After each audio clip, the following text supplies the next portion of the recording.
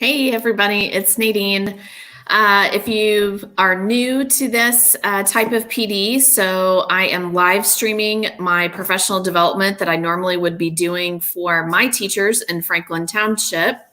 But I thought about coming up with a creative way that we could also do the professional development so other people could join in. So welcome. If you want to, you can go ahead and tell me who you are, where you're from, and what it is that you teach. You can pop that in the comments. It is just me this round, so when I'm doing this, I try to toggle back and forth between taking a look at the comments and also getting right in. And I've budgeted the time for this session to take about 40 minutes. I don't like to keep hanging around if there's not more questions, and I've shown you everything that I need to show you. So we're going to go ahead and get started here in just a moment. And there's going to be a tiny URL that I will actually post on here when I start sharing my screen. And it's going to take you to the items that I'm going to be going over.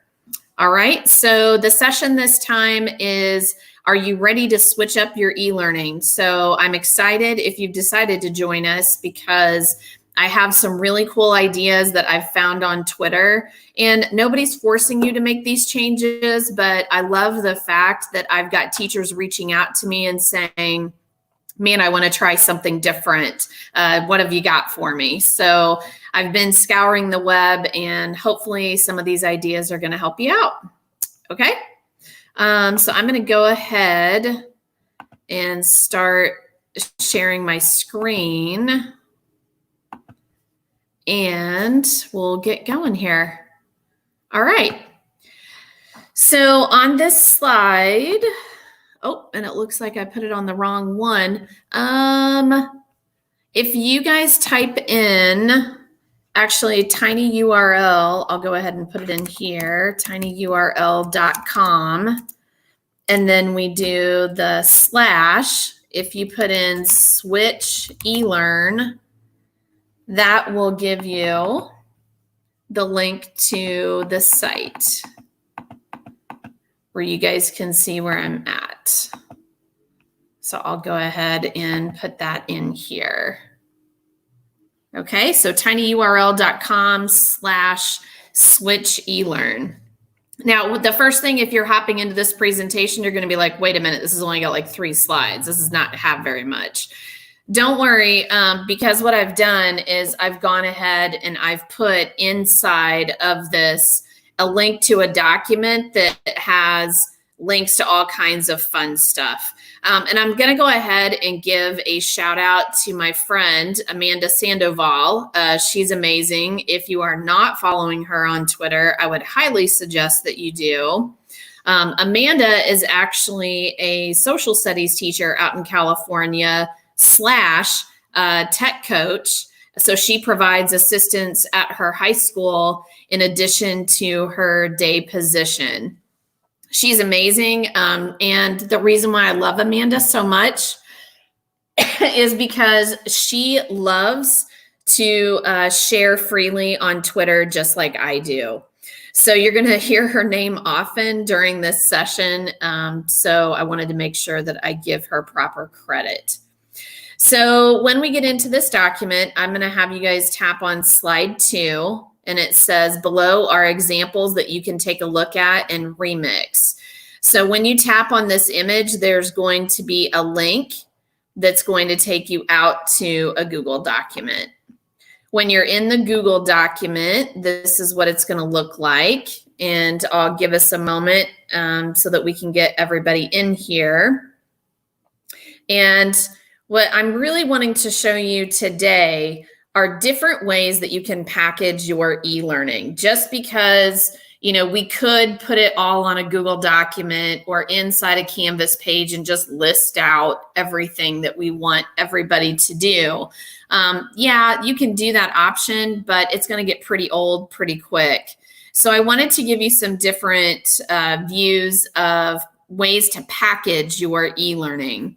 So the first one that I wanted to pull up it actually goes with these first two pictures that you see here. And they are actual e-learning files that Amanda is currently doing in her social studies class.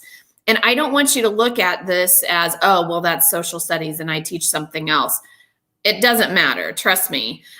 You can take a look at her ideas and you can definitely apply it to elementary, middle school, or high school easily. So if you want to tap on one of these two files, I actually already have it up.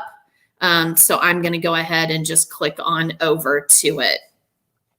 So this actually has 3 weeks of her lessons, and I'm going to start by taking a look at week 1. So what I really like on here is that Amanda came up with having a game board. And before even this whole distance learning thing, she already used digital game boards in the classroom. She just decided to go ahead and use that option for her distance learning. So for week 1, she literally is telling the kids, this is where you're going to start.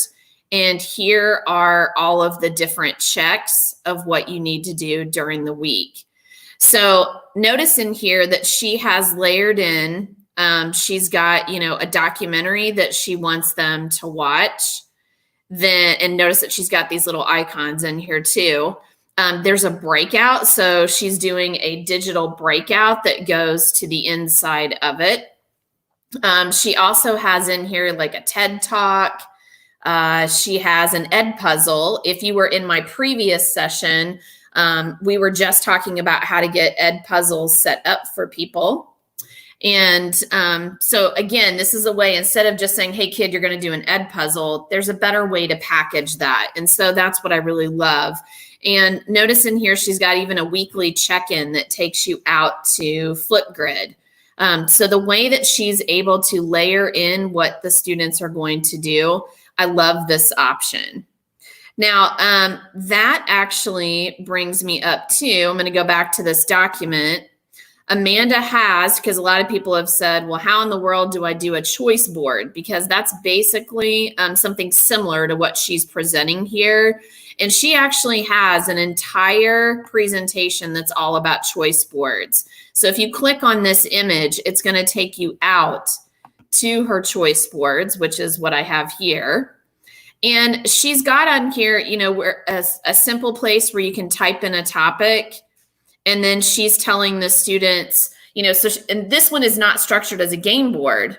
Now she does have it truly as a choice board where she's saying, I want you to explore these. And she's got the different options, reading, a video, and then she's got some vocab.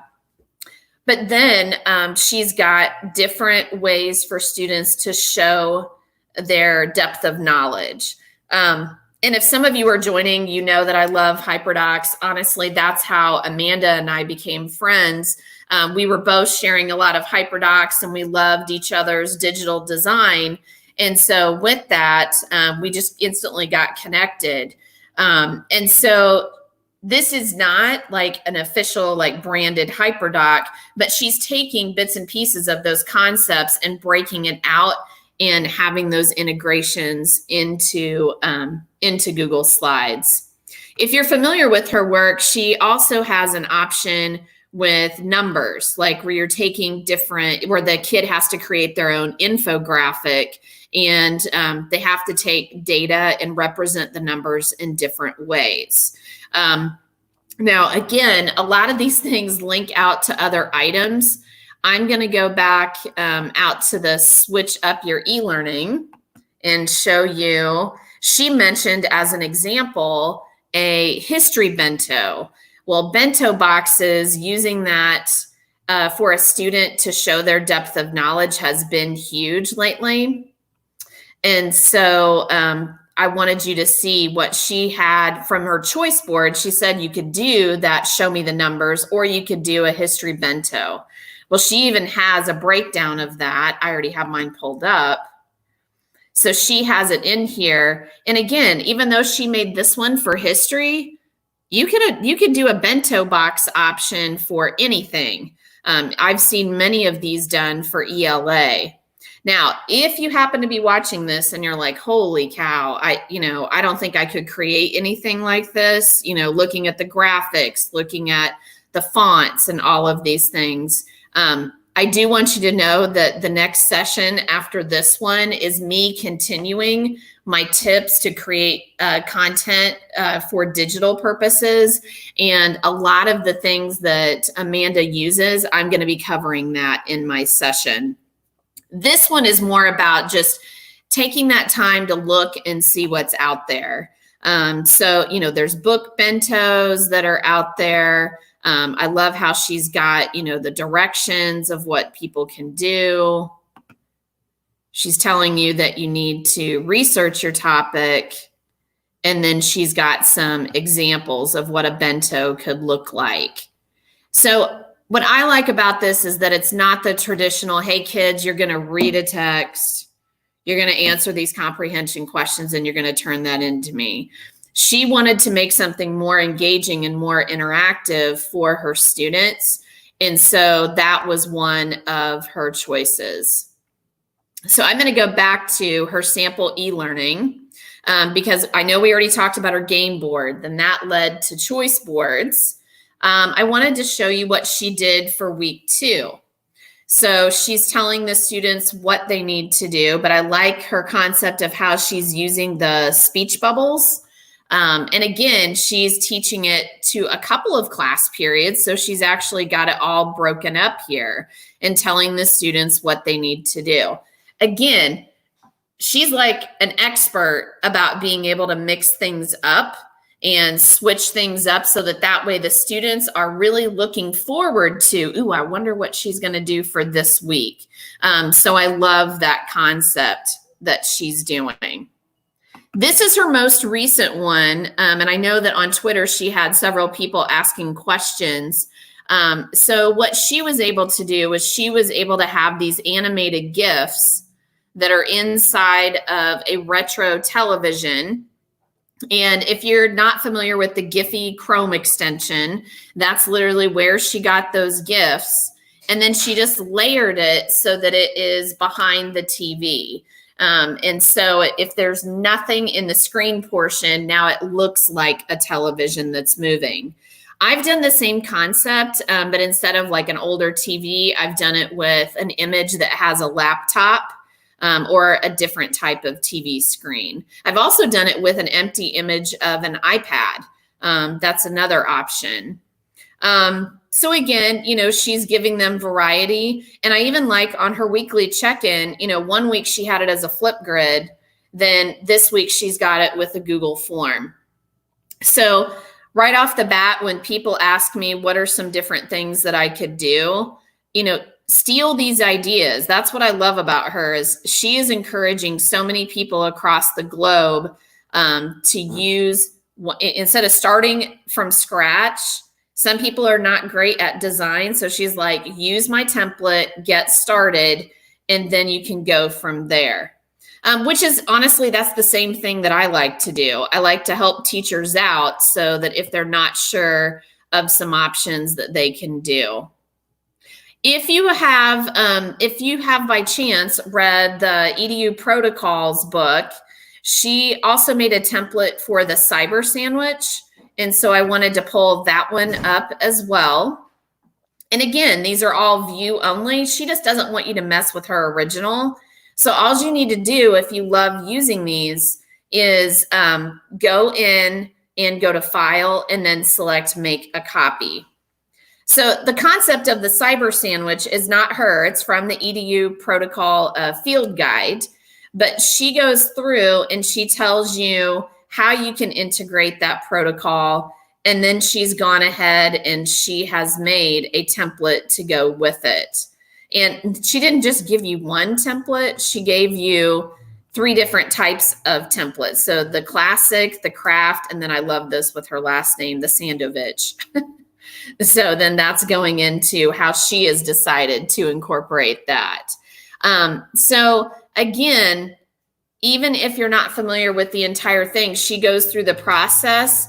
And this is another option that you can give students instead of just saying, read an article, give me the answers, or here's another ed puzzle, kids. Constantly think of ways that you can mix things up. All right.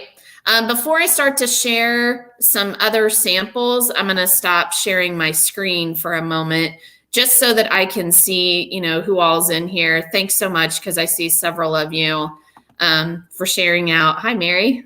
Good to see you. Awesome. Oh, and I've got some folks from California. That's awesome. Well, you guys probably already all know about Amanda and how amazing that she is. We've got Kevin on here from South Bend. Awesome. And I am sure that by me showing you guys all of these tools that she has so far, you're just going to be mind blown if you're not familiar with Amanda, because she does share out so much. Continue to pop any questions that you guys may have. I'm going to go back to sharing my screen, and I'm going to go into showing you some more templates as well. Okay. So let me get back in here. So we were in the cyber sandwich. I'm going to actually go back to the Google Doc that I was in, and I wanted to point out a couple of things. So these are actually examples of e-learning that I saw in my own district. So we have an algebra teacher that had inside of her slides, like a breakdown of what kids can do. So having this kind of a visual agenda for the students to see, that's awesome. That's a great choice. So if you guys were wanting to take a look at that. I also wanted to point out, this is a world language teacher that came up with the concept of having the learn, practice, apply, and connect. And you won't see a link to hers, because what I did, I loved that concept for my secondary teachers, really any teacher. So what I decided to do was I made a template based on what she had created. So if you click over here, then I can show you the template that I have made. So, and again, if you're wanting to know, how did I decide what colors, the font, the images, all of those things, I can cover a little bit of that, but that is going to be in the next session that I do. So on this, what she did inside of hers, which I've given, is Jackie McKinley. I'll make sure I point that out right away. Jackie McKinley is a middle school world language teacher. She's an awesome teacher in our district. And I love on this, I want you to see that it really doesn't matter if you're using Canvas, Google Classroom, Schoology, It's Learn, any kind of platform, you can use this model. So in our secondary, they are actually using Canvas. You might think, well, why in the world would she do this? Because in Canvas, she could just type this all out. Well, she went ahead and she added this Google Slides, this little Google Slides presentation. She added that as an embedded document inside of her Canvas page. So that way the students, whenever they go to the word e-learning, it's just right there, and she could easily customize it as she goes. So I love the fact that she's layering in different options, just like Amanda was. So she's telling them that she wants them to work on Spanish, numbers, and color vocab, and they can choose the Google document, a Google Slides, and then she's telling them, then you're going to turn it in to Canvas. Don't forget. She gave them some opportunities to practice in quizzes and GimKit, which we all know kids love. But then the kid knows straightforward, now you're going to apply it. And inside of Canvas, they're going to find a battleship game that they're going to play. Now, in our district on Thursdays and Fridays, teachers have Zoom chats by class period. So that's why she's putting in here questions that they have, that she can make sure that she addresses during her Zoom chats. So literally all I did was I took those 4 categories and I tried to turn this into a template, because what if there's another teacher that wants to use it in the district? The icons, I literally was just trying to find an icon that I thought would work. If you are interested in making your own, I have been using, where is it? Oh, icons for slides and docs. So that is the icon add-on. It's actually part of Flat Icon. And what's nice about it is that it's all free. You just have to give attribution to where it came from. But I don't need to scour the web to find icons that I need. I can go here and I can type in exactly what I'm looking for, and it will pop over there. Okay. As for the colors, there is a website that I went to called colors.co. And again, I'll reference it more in the next session, but it gives suggestions on what color combinations look good together. So I literally just went to that palette and chose 4 colors that went together. And when I looked at Jackie's slide, she has the overview, like, hey kid, this is what you're going to do the whole week. And then as the kid went through the slide deck, then she had more in-depth directions that were located on these slides. Now, for me as a teacher, because again, I'm thinking because half of our district uses Google Classroom, the other half is using Canvas. If you're in Canvas, you have access to the audio video recorder where you can add in that layer of audio. If you're using Google Classroom in your district, remember, you can layer in audio on top of these slides. So then that way, if a kid isn't sure of what they need to do, always giving them triggers so that they're reminded of what it is that is expected. And that's why I like the fact that Jackie has these visuals that are listed in here. So if a kid's like, wait a minute, am I supposed to do that? And yes, she gave me the image for Canvas. She told me the direct instructions. Okay. So if you want to use this one, you just go to File, make a copy, and then you guys can use this template for yourself. Okay. As I was getting ready to start this presentation on Twitter, somebody else already used Amanda's game board template, and I love this. I believe it was Laura Moore that made this, and she has a link to a game board that she created to get ready for, May the 4th. And so she has this board, May the 4th be with you.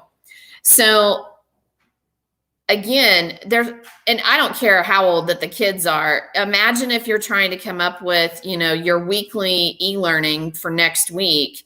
Why not have some type of a Star Wars theme? And again, this path of what it is that you want them to do. The content doesn't have to be Star Wars based. You could just develop, I know what's become really popular for teachers is to have have like a digital spirit week, have that online spirit week where kids are having a hat day or whatever. Well, what if your digital content matched some type of a theme as well? If the background was, but the content still focused on the content that you needed to do.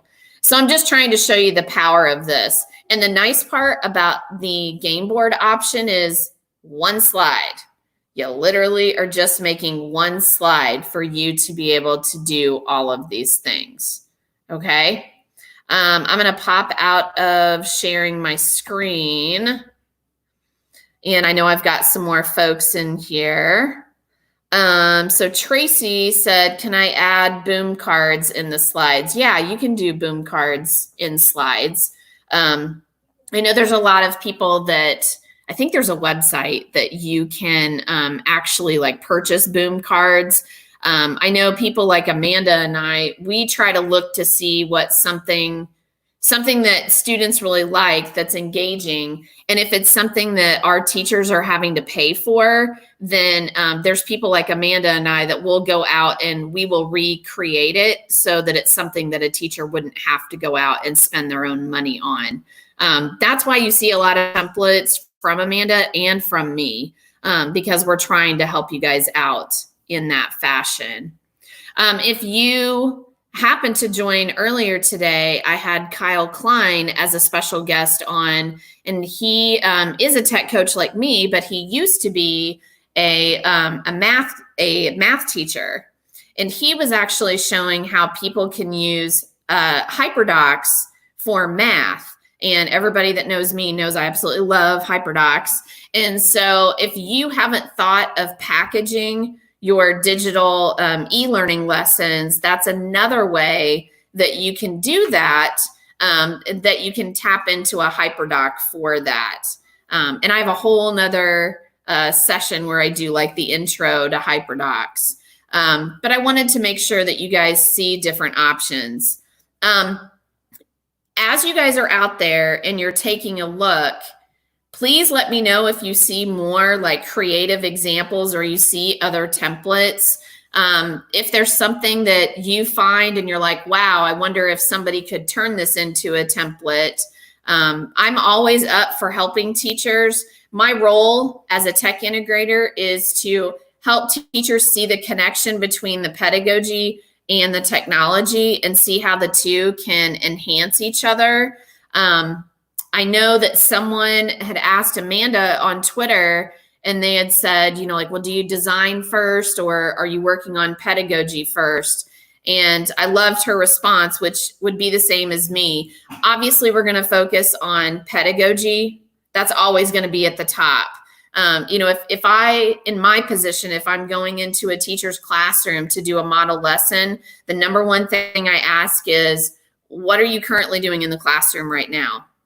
So they'll tell me what they're doing according to their pacing guide or curriculum guide. And then from that, I then start to design my lesson. And once I get the content in there, then I start to think about design and what could it look like. And again, I'll go through a lot of my own design tips in the next session. But the point of this one is rethinking your packaging. And another option that I had listed on there was, let me go back to sharing here. Another option that I had, there we go. Another option that I had was a link to Pear Deck.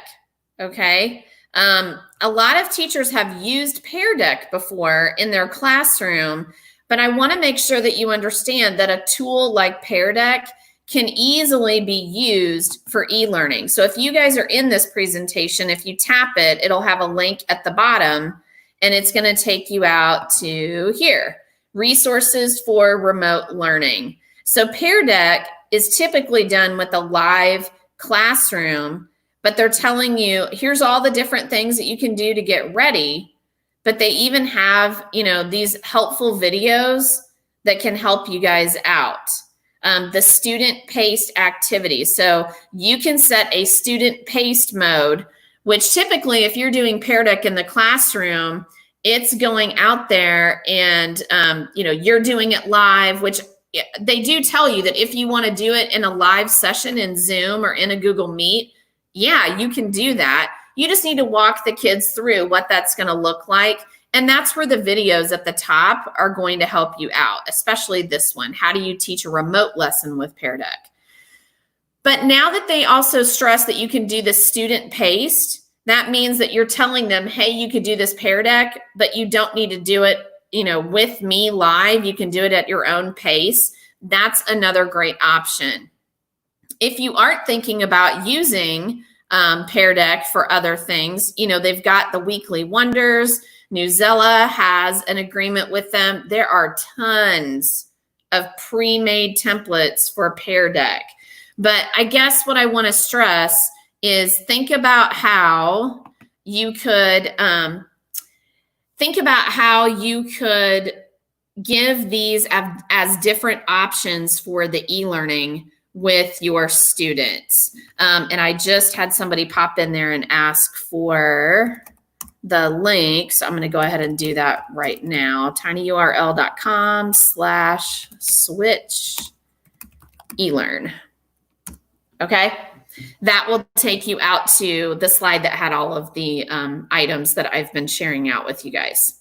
Okay.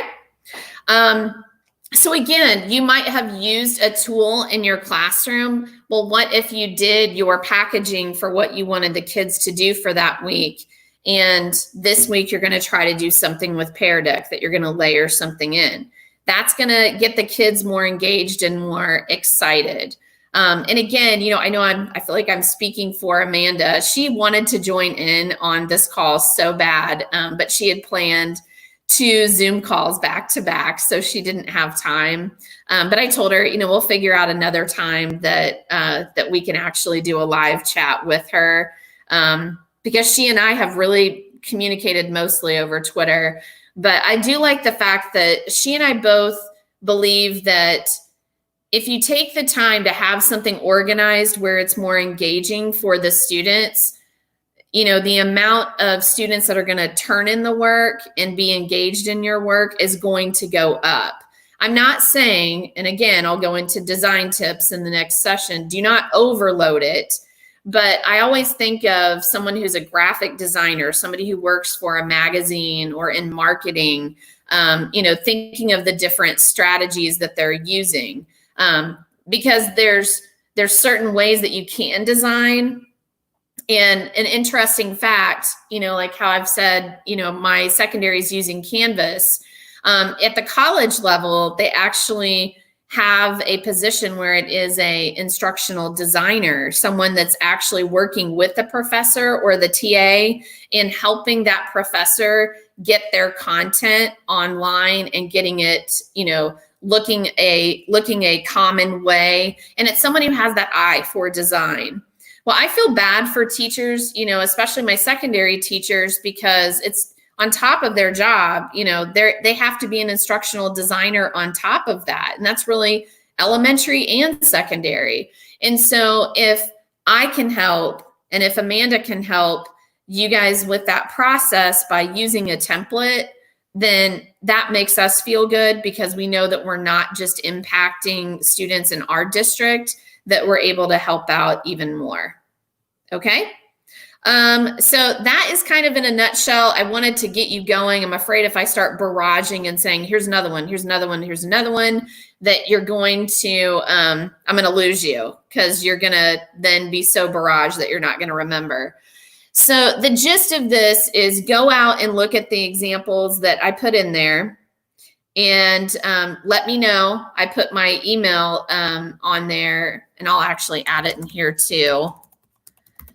But I want you to reach out to me and let me know if you find another good one. I'm trying so hard on Twitter to find them, and then sometimes I'll remember to retweet it. And honestly, on Twitter, that's the reason why I retweet half of the stuff, is I'm like, ooh, I got to tell my staff about that one. That's a really cool one. What about this? So I'm always trying to find different options that we see out there, and I'm trying to pass it along to my teachers. But I know that my PLN on Twitter and beyond is pretty big. So if there's anybody that finds more, please let me know, and I'll add it to that document. And I'll make sure that I let Amanda know. So if there's anything else that she wants to share out. But I'm going to go ahead and wrap things up. I hope that you guys got some ideas out of this. And I look forward to hearing from you if you guys have questions. If not, at 2 o'clock is when I start the design tips. All right. Thanks so much. Thanks so much for joining, everybody.